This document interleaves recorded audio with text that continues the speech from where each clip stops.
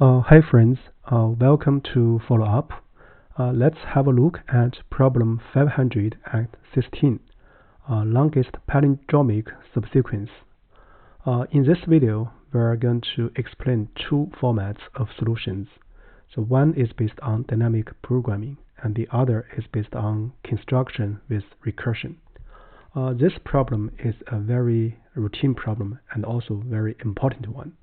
So here, due to this this observation, so we're going to explain two methods so that you can digest the problem in a deeper fashion. So here we are given a string S. We want to find the longest palindromic subsequence length in S. So here a subsequence, this is to distinguish with a substring, right? A subsequence is a sequence that can be derived from another sequence by deleting some or no elements without changing the order of the remaining elements. So here we have two examples. In the first example, the output is 4. So here you can choose the 4 B's, right? This 4 B's forms a palindrome. And in example 2, so we have 2. So here we can consider the 2 B's in between, right? So with that said, let's also look at the constraints. So as we mentioned in previous videos, the constraints are typically additional assumptions which can be important for some problems. So here the length of this string is bounded in between 1 and 1000. So basically it tells us the upper bound, right? Also from the lower bound we know S is not empty. And secondly, S consists only of lowercase English letters.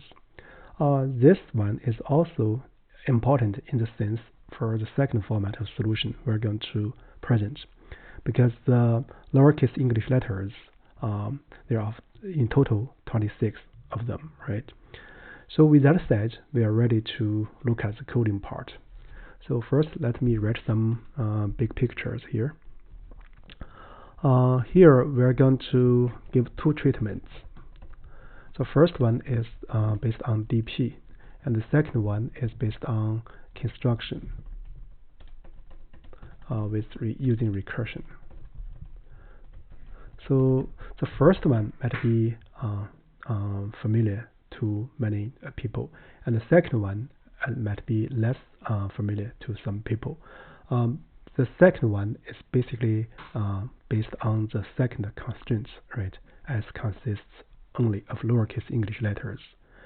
So let's first look at the DP solution, right? So let me write this as a DP solution. So for the DP solution, basically our idea is like this. So we want to find the longest common subsequence for S and S inverse, right? So the longest common subsequence then will read the same from forward to backward, or from backward to forward. So this will suit the purpose here. So before we write code, we want to distinguish with the longest palindromic subarray. So if we are considering finding the longest palindromic substring, we cannot do this, right? So now with the scene done, let's first make some initialization. So here let me introduce a T, that is the S inverse, right? So our goal is to find the longest common subsequence for S and T. Then this is actually a very routine problem. So here let me first use some initialization. So here for convenience, I'm going to introduce an n. N will be the length of S or T. So here we're going to have a table that is in size n plus 1 by n plus 1. Range n plus 1. So here the reason we use n plus 1 because we automatically set the first row and the first column in the DP table to be 0 elements. The reason is that you can imagine an T as something like this. Say star plus T, right? This is a new T, right? and S will be, you can imagine it like S and star and some other thing plus S, as long as they're different and different from the lowercase English letters. The reason is that this way our DP interpretation will be like this. DPIG will be the longest common subsequence length for say S from up to index I, and for T up to index J, but not inclusive. In other words, we examine up to index I minus 1. It's here up to index J minus 1. In other words, the S and J's character if we count from 1. So now let's look at the iteration. So we iterate for I in range. So now we just need to iterate from 1 to m plus 1. So here we are ending at n, notice that. And then we're going to iterate J in range 1 up to m plus 1, right? And then basically we need to check if the current characters from S and T are the same or not. Basically, let's consider S at index I minus 1. So this is the S character if we're counting from 1, right? One indexing. And then we consider T and J minus 1, right? So if they are the same, then we can extend length by 1. So we are going to set dpij to be dpi minus 1 and j minus 1 plus 1. Notice here the indexing, because we are iterating I and j starting from 1. So I minus 1 and j minus 1 are inbound. In other words, they are both greater than or equal to 0, right? So this indexing is correct. So we add 1. Otherwise, if they are not the same, this current character cannot be a common end for the potential longest common subsequence for S and T. Then in this case, we are going to set I and j to be the max of dp I minus 1 j, right? And then dp I j minus 1. In other words, we either do not consider the current character at S, or we do not consider it the jth one at G, right? So this way we finished the main DP update. So here let me make some annotation. So here is DP initialization. So sometimes if we augment the length by 1, so we have a n plus 1 by n plus 1 table. So this way it helps us to do the initialization. The second one, this is DP update, right? Or recursive relationship. And then we're going to do the return. So we just need to return DP -1, -1. In other words, the longest common subsequence length for S and T, the full 2 strings. So this actually forms a solution format based on dynamic programming. So now, before we move to the second solution, let's first do a check. Yeah, it passes the first example. Now let's look at the second example.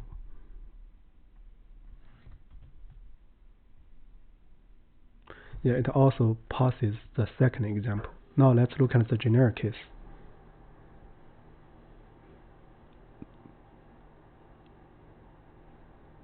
Yeah, it passes the generic case. So now let's move to the second solution format. I would say typically when we approach this problem, we might be thinking of dynamic programming. So in this second one, so we are going to construct the longest sequence, longest palindrome sequence by recursion. So I'm going to mark this first one as solution V1. So here, what we are going to do, basically want to use some string method. So the string method here, I'm going to I'm going to use is nothing but the find method, and rfind method, our first string. So basically, this one we can do like this. First, we can define a function to get the longest common subsequences, starting from a specific character, because there are only 26 characters we can iterate over all the things. So let me first do step 1. Define a traversal function, to get the length of the longest palindrome subsequence. So here let's define like traverse, so from S, right? So first, because we are going to use recursion, let's first find a stop condition or a base case. So if not S, so we're going to return 0, right? This is the 1. Otherwise, the length will be at least 1. So let's initialize this result by 1. And then we're going to iterate the possible characters over the ASCII lowercase English letters. So for this, let's do this for character in string. So I can say so ASCII lowercase. Because if we consider a palindrome subsequence, it will start at 13 letter, right? We can check all the possibilities. So here, let me check this this letter. For example, you can think of this as A, right?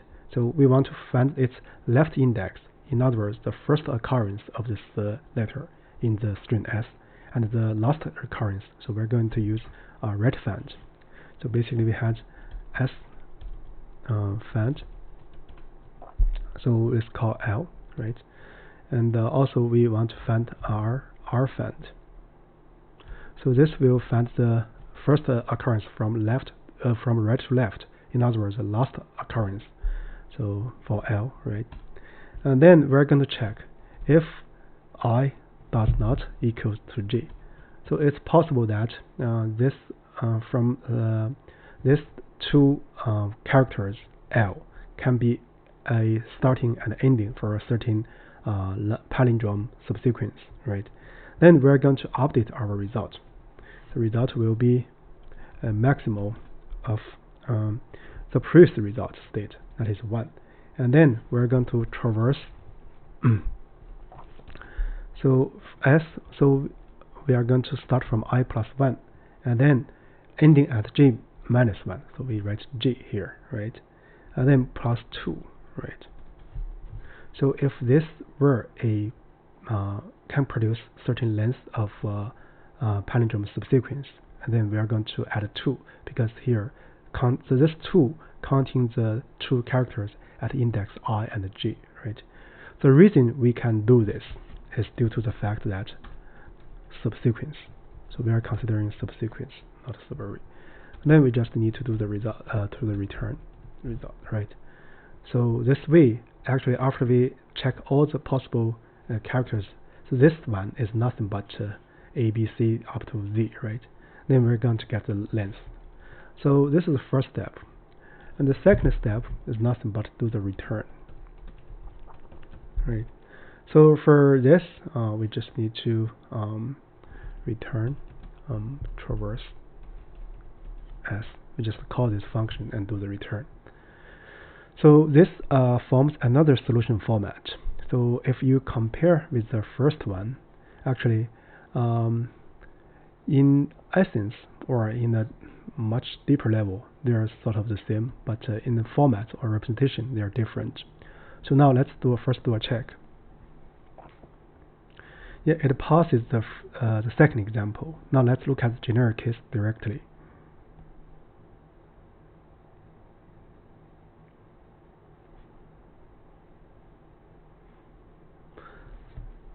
Oh, I see. So here it takes a long time. The reason is that we didn't use cache.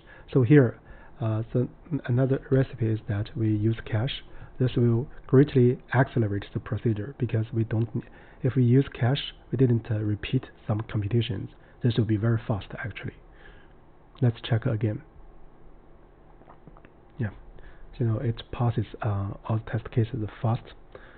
So yeah, that's about it for the second solution format. So here, before we end this video, I would give you some extension so that can be interesting.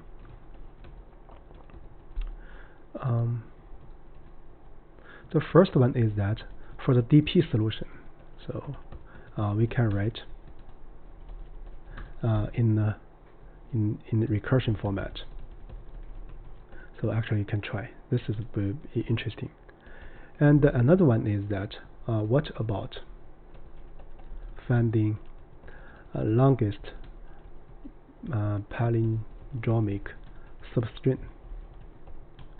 So notice that the idea here in the first version of solution, by computing S and S reverse, find the longest common substring will not work. So you can delve deeper and see why, and then come up.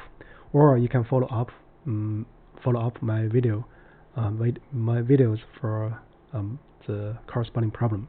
This one actually corresponds to leetcode problem 5, right? So you can try this one, or you can try to write DP solution in recursion format for this problem. So with that said, basically that's about it for this video. Thank you.